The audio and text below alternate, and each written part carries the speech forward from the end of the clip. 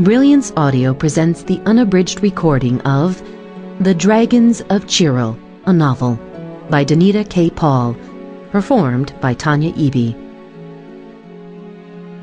1. A View from a Tree. Sir Beccaroon cocked his head, ruffled his neck feathers, and stretched, allowing his crimson wings to spread.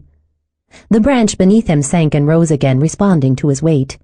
Moist, hot air penetrated his finery, and he held his wings away from his brilliant blue sides. "Too hot for company," he muttered, rocking back and forth from one scaly four-toed foot to the other on a limb of a sacktrass tree. The leaves shimmered as the motion rippled along the branch. "Where is that girl?" His yellow head swiveled almost completely around.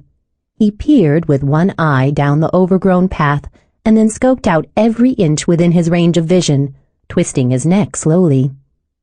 A brief morning shower had penetrated the canopy above and rinsed the waxy leaves. A few remaining drops glistened where thin shafts of tropical sun touched the dark green foliage.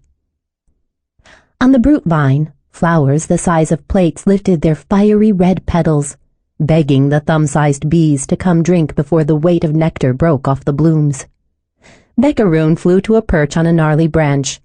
He sipped from a brute blossom and ran his black tongue over the edges of his beak. A sudden breeze shook loose a sprinkle of leftover raindrops. Beccaroon shook his tail feathers and blinked. When the disturbance settled, he cocked his head and listened. "Ah, she's coming." He preened his soft green breast and waited, giving a show of patience he didn't feel. His head jerked up as he detected someone walking with the girl. "Ark!" The sound exploded from his throat.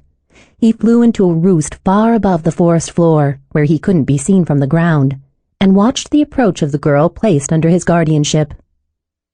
Tipper strolled along the path below, wearing a flowing golden gown over her tall, lean body. She'd put her long blonde hair in a fancy braid that started at the crown of her head. A golden chain hung from each of her pointed ears, and she decorated her pointed facial features with subdued colors, blue for her eyelids, rose for her lips, and a shimmering yellow on her cheeks. Beccaroon sighed. His girl was lovely. The bushes along the path behind her rustled.